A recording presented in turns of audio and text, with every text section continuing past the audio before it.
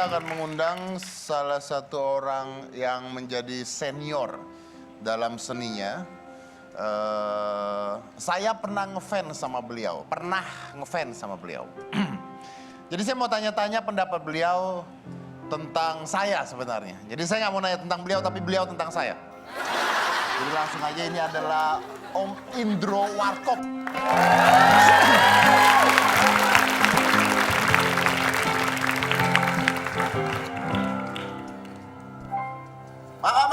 Maaf, begini.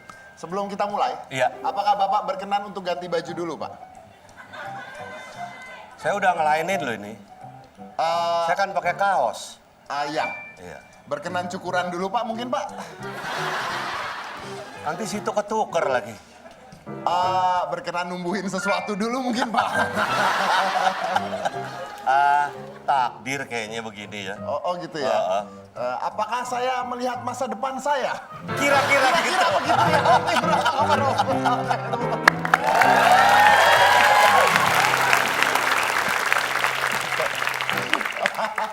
Boleh tahu kenapa saya kan sering lihat Om gitu ya, biasanya pakai jaket kulit, pakai apa? Ini kenapa harus pakai jas hitam gitu?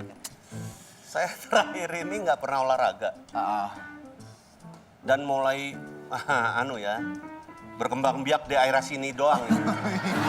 Ya saya mencoba mengkamuflir lah. Supaya nggak terlalu kelihatan amat genjuts ya. Iya. Tapi Anda nggak merasa bahwa dengan begini Anda terlihat seperti saya? Justru saya berpikir kayak gini. Sekali-sekali biar orang, kalau orang Jawa bilang keselimur gitu. Kali aja gue disangka Deddy Kobusier gitu kan. Tapi saya yang bangga. Oke, Om Indro. Yap. Saya dengar bahwa Anda itu katanya waktu kecil itu ikut pramuka. Iya. Sampai 9 tahun. Iya. Itu hukuman atau apa itu? Enggak, saya nggak tahu kenapa ya. Saya tadinya berpikir jujur aja, bapak saya kan perwira tinggi ya. Jadi saya melihat orang yang berseragam kayak gitu, dan bapak saya selalu cerita mengenai pandu, dulu ikut pandu kayak gitu. Nah, saya mulai tertarik pramuka, dan di RT saya tuh punya pramuka dulu. Di RT?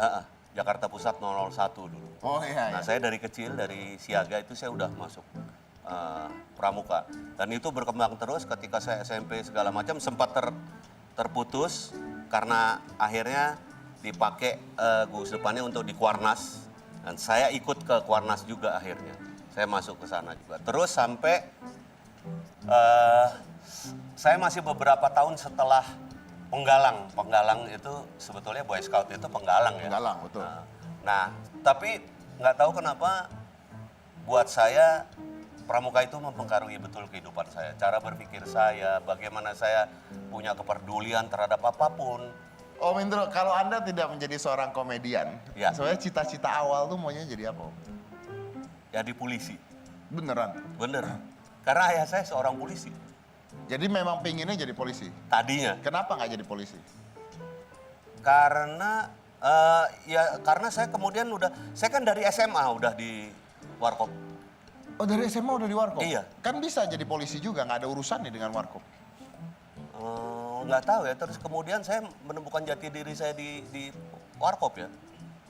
Saya belajar di Warkop, saya kemudian menjadi betul-betul bersosialisasi di Warkop gitu. Kemudian saya juga bisa berbuat sesuatu di Warkop.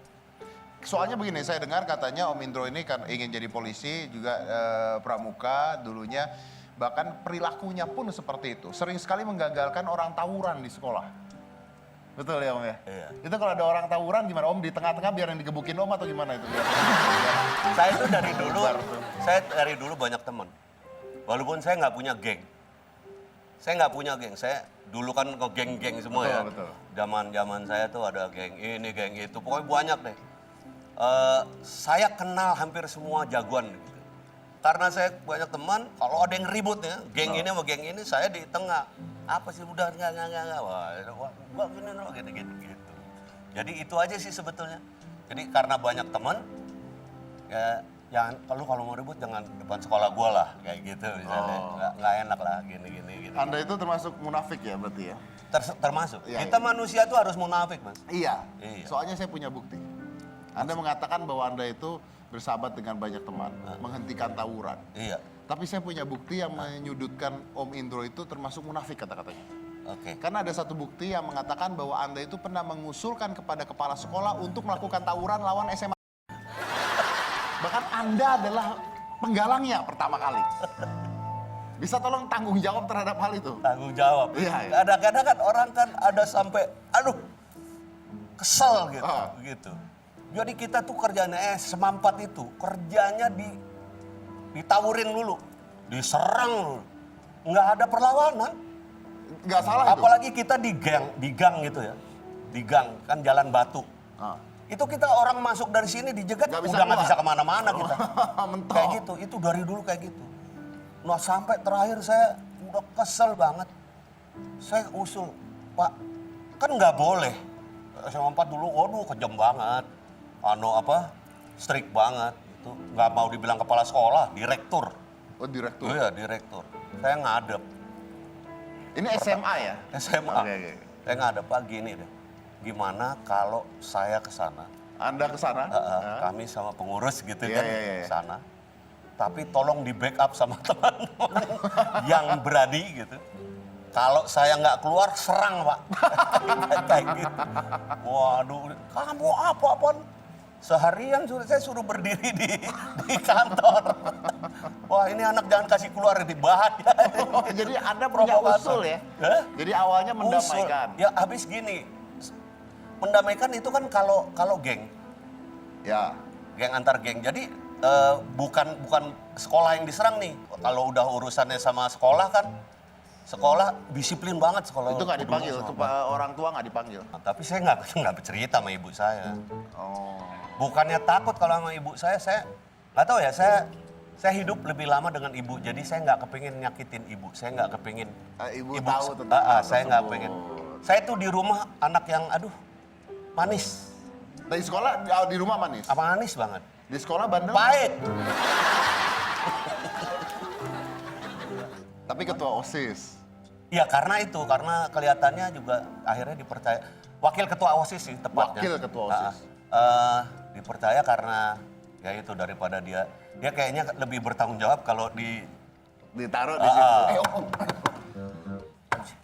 Nggak, ini nanya Om beneran Om. Apaan? Saya baru tahu gitu. Iya, Saya iya. penasaran. Iya, iya. Katanya bener Om tuh suka sama cewek-cewek rambut cepak. Iya. Ya, kenapa? Nggak tahu ya. Saya senang cewek rambut cepak. Ah. Sama cewek yang yang macho, tomboy gitu. Iya, iya. Saya suka. Apakah pacar pertama yang rambutnya cepak Om? Iya. Pacar pertama rambutnya Pacar cepak? pertama dan kemudian menjadi istri. Wede. Rambut cepak. Dia bahkan kalau cukur itu kalau mulai cukur kulit samping ini kelihatan Sampai sekarang. sampai sekarang. Sekarang lagi gondrong nih. Ini adalah foto Om sama istri. Apakah istri dari dulu sampai sekarang rambutnya nggak pernah Ini panjang? lagi gondrong nih. Ini gondrong nih. Nggak pernah panjang? Enggak. Pernah ketika mau nikahin anak. Jadi dia udah persiapan 2 tahun. Manjangin rambut? Tapi ya cuman segini lah. Kapan itu? Kapan? 3 tahun yang lalu, 4 tahun yang lalu. Sengaja untuk manjangin rambut? Iya, Om untuk- juga waktu itu? Saya Oh, ini nanya bye-bye Om ya? nanya baik-baik tapi sengak banget terus terangnya.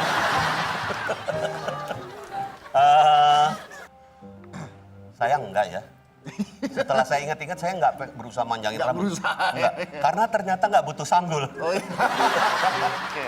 Jadi pada tanggal 11 Februari kemarin, Om Indo baru saja merayakan ulang tahun pernikahan ke-37 tahun. Wih.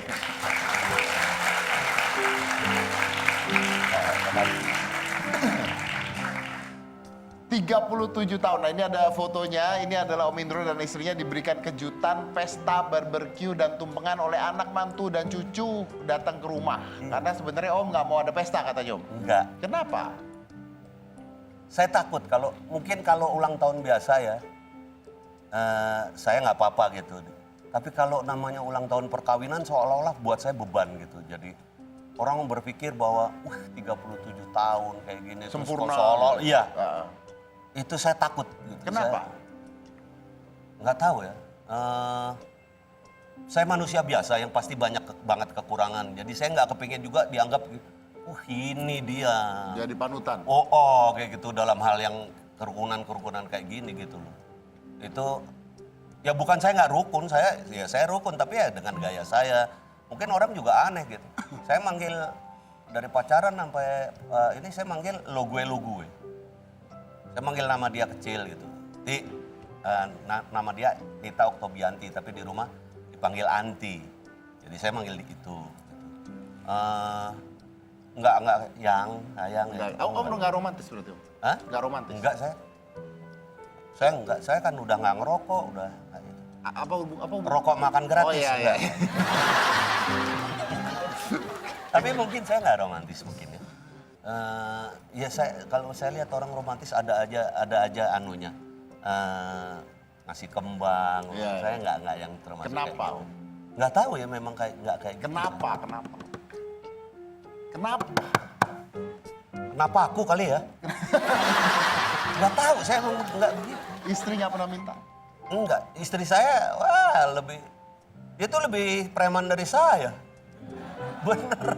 Apakah dia pernah romantis Om? Enggak. Nggak pernah. Mungkin kalau mendingan saya deh romantis. Maaf ya, Om kan nggak romantis. Dia nggak romantis. 37 tahun tuh ngapain Om? Main kata-kataan aja saya.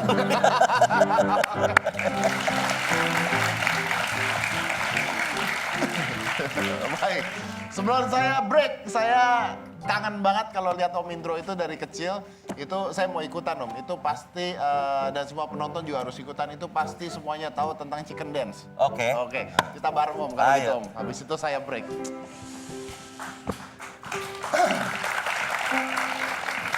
Maestro.